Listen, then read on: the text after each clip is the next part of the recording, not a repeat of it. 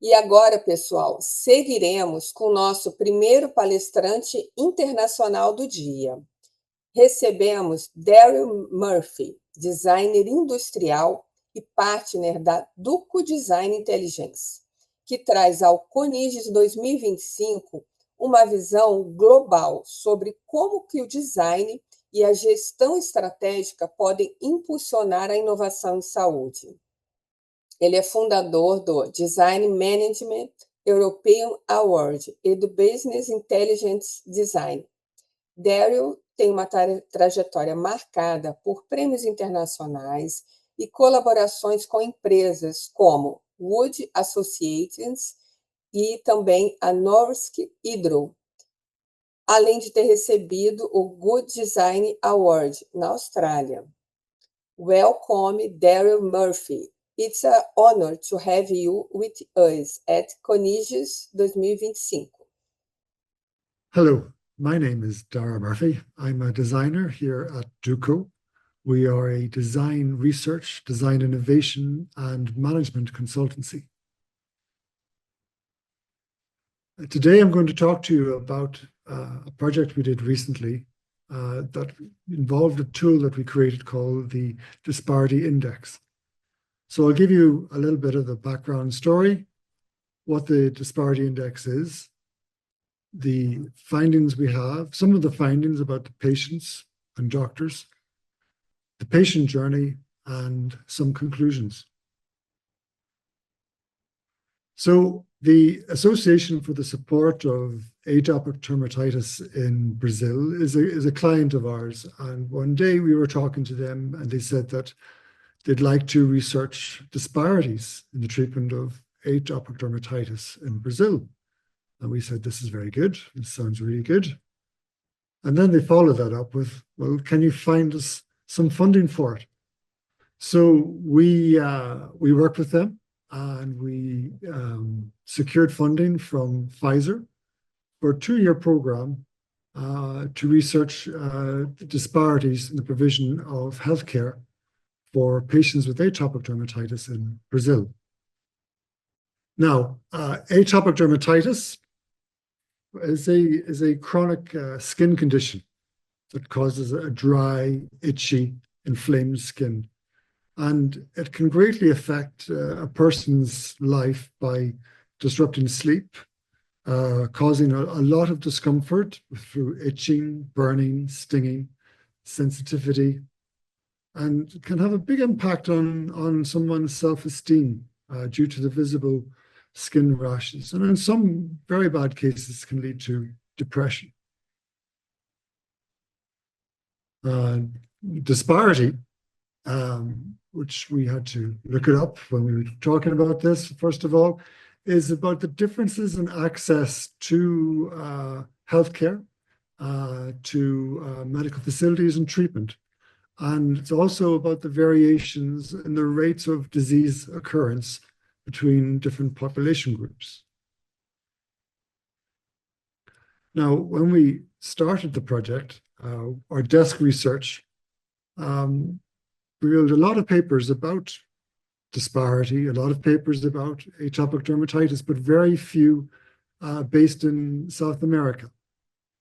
The only research that we could find was based on small-scale surveys or whatever data was available, from hospital records to cost analysis, drug cost analysis, review of existing academic papers, and data from the IBGE. And there is an overarching theme of all the papers between the link between social economic status and healthcare accessibility.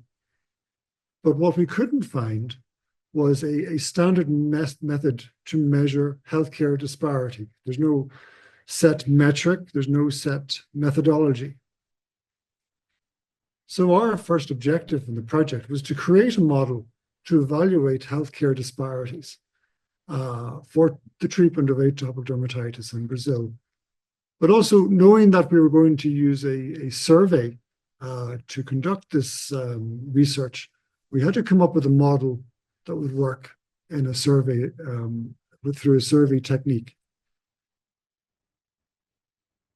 So we had to go back to what is the definition of disparity and break it down to its basic components. And we put it this way: if a treatment is highly needed but not available, it is a scarcity. And if a treatment is necessary but it's easily accessible, it's an abundance. When necessity is greater than accessibility, it's in scarcity. When the necessity for a treatment is less than its accessibility, it is in abundance. So we arrived at this model for disparity. Disparity equals necessity minus accessibility.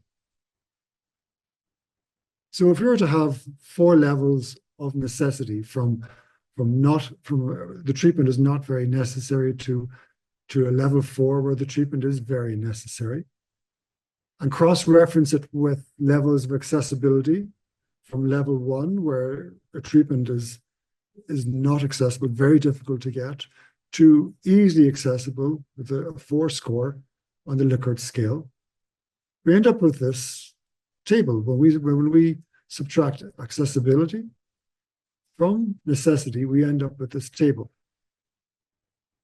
where on the top right-hand corner, level 3 is a very high level of scarcity. This is for treatments that are very necessary but very difficult to access. Down to the bottom left-hand corner, for treatments that are not necessary, easy to get, representing a high level of abundance. So this is the disparity index, a 7-point scale of between abundance and scarcity. And this transferred very easily into an online questionnaire where we can ask patients and doctors on a 4-point scale what they thought was the necessity and the accessibility of a range of different treatments.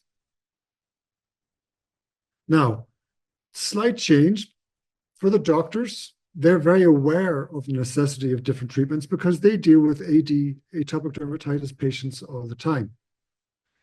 The patients, on the other hand, may not be aware of how necessary different treatments are on a larger picture, so we ask them instead about the effectiveness of different treatments.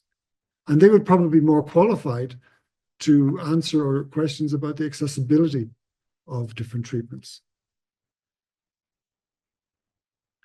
So the online questionnaire was rolled out, and we reviewed 17 different treatments.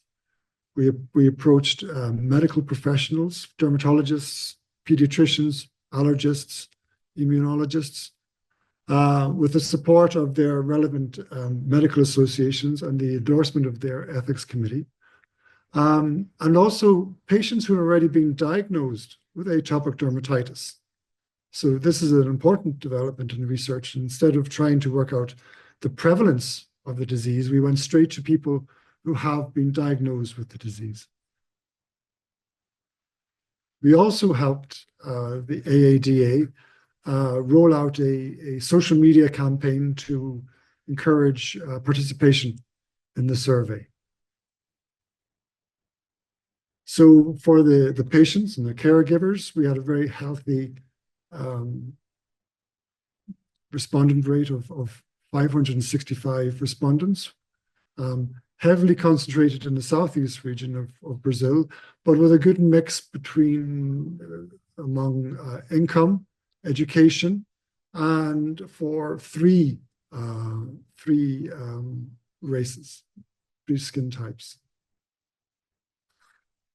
For the medical professions, again, a similar sort of distribution across Brazil, with a good mix of dermatologists, pediatricians, and allergists. Now, when all the data came in, we were very eager to see how well our model worked, and we calculated all of the disparity scores for the treatments from doctors and from patients alike. And we were relieved to see a very healthy, simple distribution curve. On the doctor's scale, with a total of 6,122 calculations, there is a very even balance between abundance and scarcity, with a slight bias towards abundance. The patient's sample is much smaller because we didn't include calculations on treatments that the patients haven't done. So we have 2,752 calculations for disparity. And here the curve is very skewed to the middle with a bias towards abundance. And when we look at the disparity scores for the different treatments, in this case, according to doctors, there is quite a wide range of scores from treatments in abundance, where systemic corticosteroids are in the most abundance, down to educational programs on the right side of the scale as being in the most scarcity. If we look at this in more detail, we get a better picture across the two axes. Educational programs are regarded as the second most necessary form of treatment. You see them here in the middle right quadrant. They're seen as the most necessary form of treatment by health professionals and are regarded as quite difficult to access because there aren't very many of them around.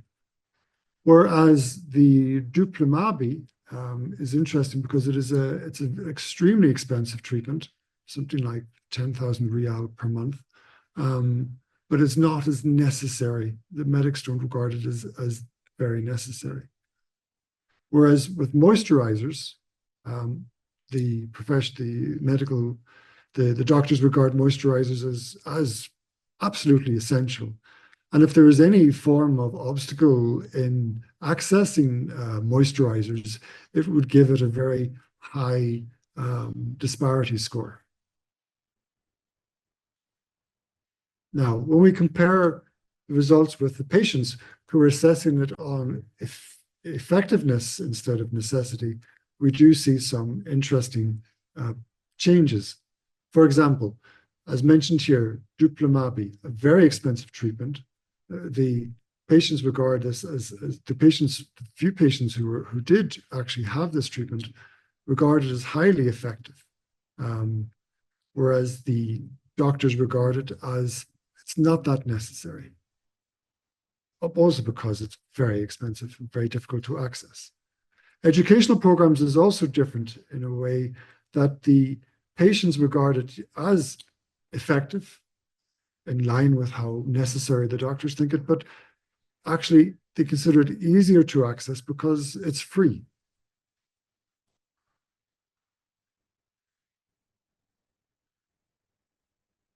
Now, with this data, we were able to make we were able to do a lot of analysis and break down we're able to, because these scores are relative scores, they're not absolute scores of disparity, they're relative. It's easier to compare between treatments. And we were able to see how the treatments, the disparity of treatments react to different factors, from different types of different income, different races, location, different medical professions.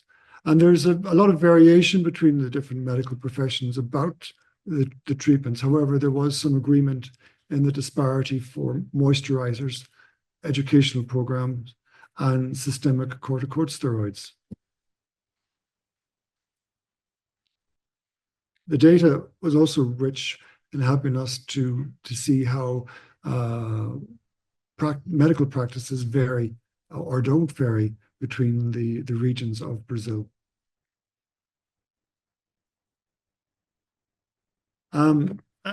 The accessibility scores is something that is easy to compare between the doctors and the patients, and we see here that in many cases the patients consider the treatments easier to access than the doctors do. For example, with educational programs, they regard it as easier to access because it's free, if you can find them. Okay. One of the questions we added to the survey was, are you satisfied with the treatment that you are receiving? And for patients in the north and northeast region of Brazil, there is a very different response to the rest of Brazil, where there's a large majority of them are not satisfied with the treatment. And with the analysis of the data, we were able to find some factors that correlate to patient satisfaction. One of them was maintaining regular consultations with the doctor to receive advice and to make adjustments to the treatment. Psychotherapy also has a positive correlation with patient satisfaction, but also better family relationships and physical activities also help patients to feel more satisfied with their treatment. Now, the disparity survey was also a good opportunity for the AADA to understand better about the patient journey. They realized that our focus on the end user opens up the opportunity to understand better what the patients go through beyond the clinic. What do they live through? How did they get there? What's their story? And why are they there? So we added some questions to the questionnaire about their history with atopic dermatitis. And we were able to plot these nice sort of journey maps about the journeys of patients. Now, for our client, they knew these things were happening, but to actually see this evidence visually helped to reinforce what they understood, and also to find a few new insights for them. And maybe they didn't realize what a big role dermatologists do have later on in the treatment of the disease.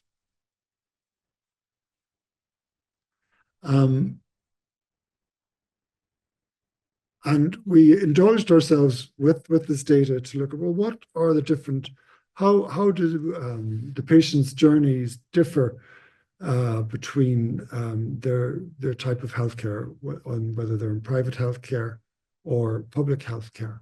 And so we could plot the most significant journey of patients that go through the public healthcare. And one of the things that we notice here is that a lot of them go through hospitalization as part of their life with the disease. Also here on the right side, there's a greater use of different medical professions.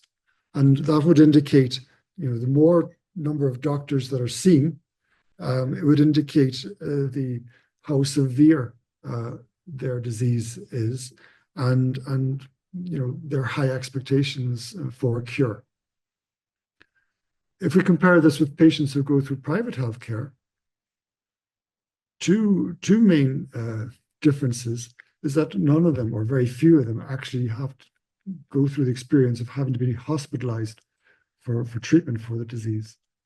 And they go through less number of medics to arrive at a satisfactory treatment. So this is all very interesting and new insights for our client to work on and to share. So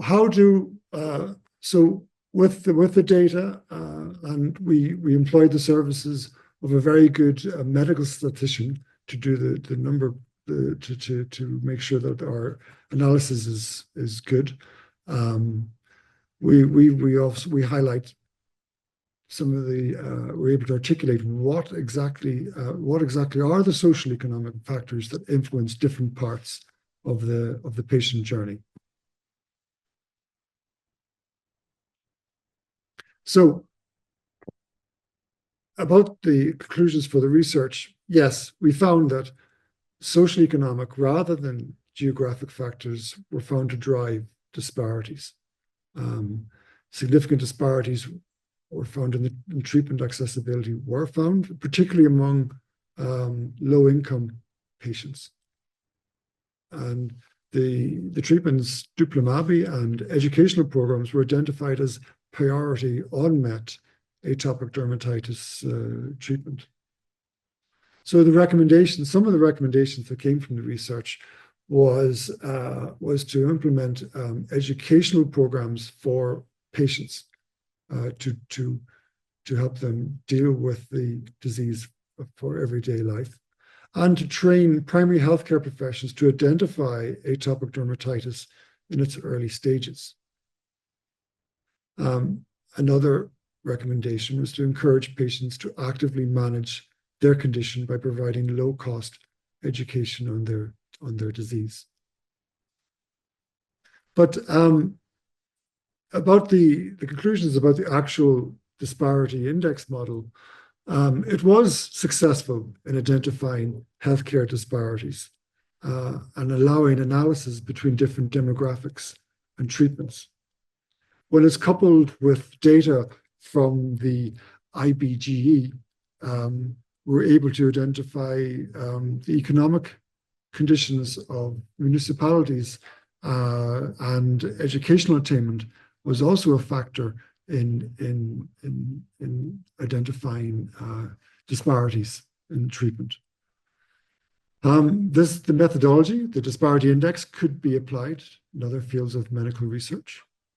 The technique provides a comparative review of the accessibility, the necessity, frequency, and effectiveness of a broad range of treatments. And this has been very insightful, very useful for our client. It doesn't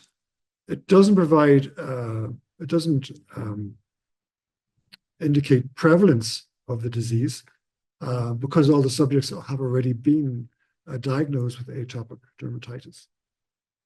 But the data collected is based on first-hand experiences of those who are deeply involved with the disease, from doctors who treat it every day to the patients who have to live with it. So thank you, obrigado. I hope you found that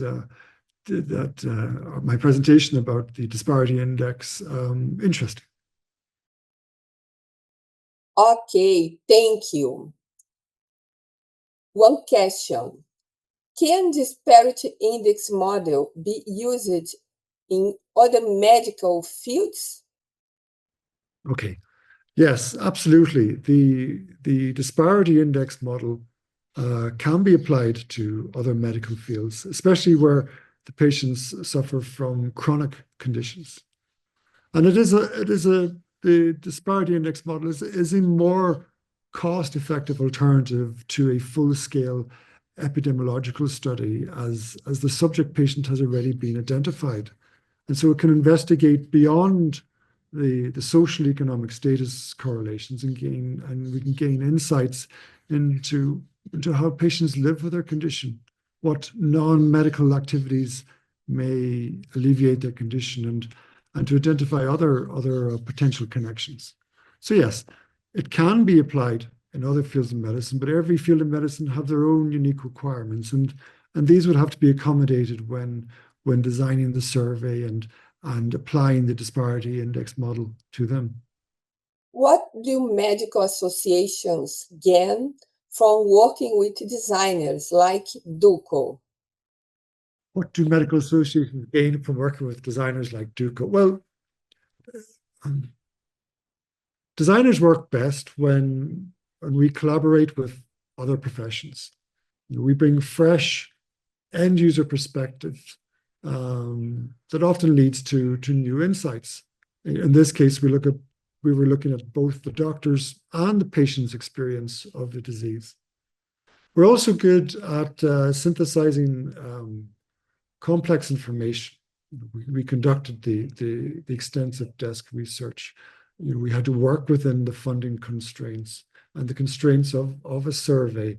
And we had to understand the nature of the disease and its treatments. And we put all of these together and we consider all these different elements, and we arrive at, creative, innovative approaches, like the disparity index, for example. So we have enough experience and confidence in the design process to go into a challenge and arrive at an original and effective idea. But another thing is that once our partners in this, the AADA, saw the value of understanding the patient experience beyond the clinic, they realized how much more research they could uncover.